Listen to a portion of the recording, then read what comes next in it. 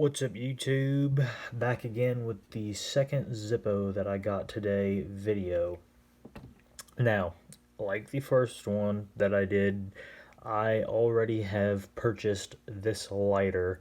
However, I purchased it when I went directly up to Zippo's factory and their case Zippo museum, and so I kind of it also, the insert with that one had a bit of a problem, and it's 10 hours away, so I mean, again, it's kind of like the other one. I kind of want one that I literally don't care about, that isn't sentimental, that wasn't from any kind of trip that I made or anything like that.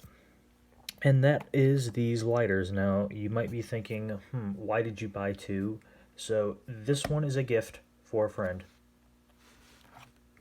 Hence why I put the first letter of their name on the lid, so that way I know which one it is, and I'm leaving the stickers on. However, I kind of want you guys to tell me in the comments if I should remove the price sticker and just go ahead and put it on the back. I kind of am moving towards that, because I don't want them to think, oh damn, you paid fucking $30 for this lighter, when I didn't. That's just the retail price. So, you know, I might do that. I'm not exactly sure, but that one is staying sealed. However, I will go ahead and show you the interesting thing about both these. They are both F of 20 Zippos, and they both are oopsies. I don't know what the hell it is with Zippo in sending me, or at least this dealer, in sending me 1941 replica Zippos that have oopsie stamps. I don't get it. And I'll show you this one. It's also an oopsie, and it's also an F of 20. And my friend's Zippo that I'm giving them is as well an oopsie and an F of 20. I honestly don't understand why I've gotten 3 in a row that are like that. I guess it's just luck. Don't really know.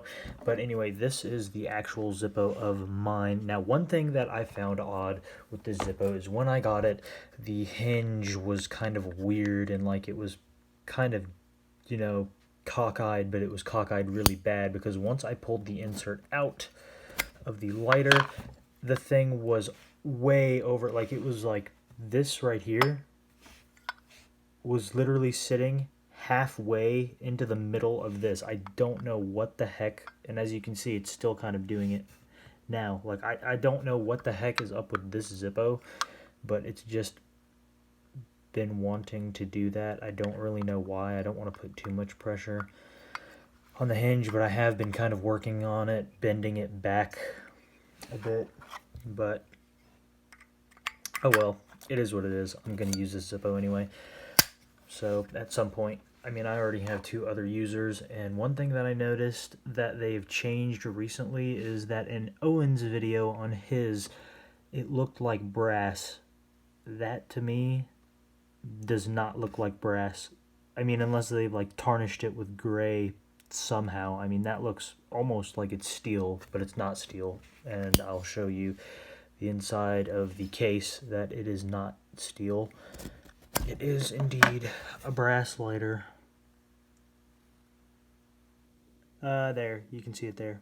It's brass, but I don't know why they did that, or they're deciding to do that. I'm guessing it's just to make it look like it's steel, like the original ones were, but don't hold me to that, because I don't really know why they're doing that. So the case is an oopsie and is an F of 20.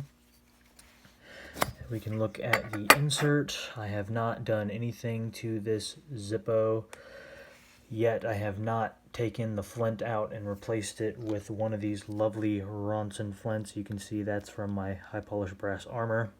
I normally do that because these tend to last about twice as long, at least for me, except the time that I continuously was doing tricks with my brass 41 and the flint only lasted 3 days, but normally that flint will last about twice as long as a regular Zippo flint, at least from what I have gathered in the past.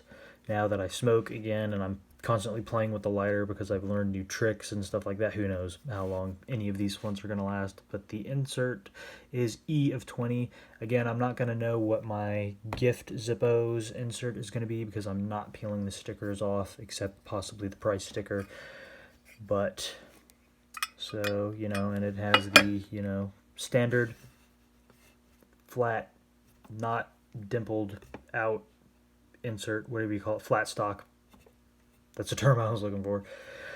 Anyway, has the normal lift to fill, stuff like that. Now, I'm not actually going to do anything to this Zippo in this video. However, I do want to make a video on how I personally change the rayon to cotton balls and reroute the wick and stuff like that. I might even make that tonight, though I'm not real sure that I will.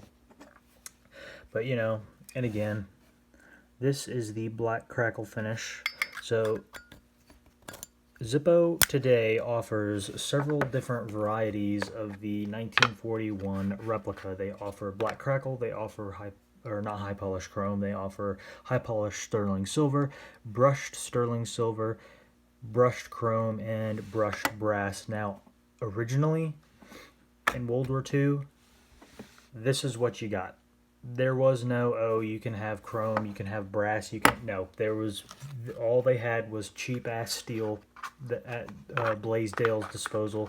So this is what they were making the lighters out of, and they coated it with this finish, partially to keep down glare, and partially to protect the shitty steel that they had to use from corrosion, because everyone knows brass is more resistant to corrosion than steel. Steel will start to rust, get pitting, and, you know, won't look very nice. Now, I want to compare, if you'll hang in with me for a second, the difference, here it is, to the Ironstone Zippo to this. Now, this is the Ironstone. When I first got the Ironstone, I thought it was a little rougher than a matte, and I still am sticking with that now until I can get my hands on another black matte Walmart Zippo, which I will in the future, probably, you know, within the next month. But that is, compared to this, extremely smooth. So, you know, and maybe I can pick that up in the light. There you go. As you can see, that looks, and even in this, it looks a lot more grittier than it actually is. To be honest, it just feels like a rougher version of a matte, to be honest. I mean, I'm guessing back when they originally had this coating on the original World War II Zippos, it was a little rougher. But, I mean, it's still noticeably different than this. So, just a quick note to put out there. But again, I can see if I can do this trick. Nah, I'm not going to try to do that. Now the Zippo will wind up flying out of my hand, and I'll look like an idiot. Anyway, but so, you know, these are the best Zippos, though, for doing tricks, in my opinion. I will say that much, because I have been playing around with that brass 41 replica, which, again, they didn't actually offer brass back in World War II. And in fact, the only way you could have one of these with chrome on it was, I'm guessing, if, you know, someone was so inclined to take it to some shop or something, have them remove this finish that Zippo put on it and chrome plate it. But that would be the only case that I could see them not having this, because when they came from Zippo, that's what you got. That's it. Nothing special, nothing fancy, no, you know, fancy brass, fancy, you know, this, that, and the other, fancy finishes.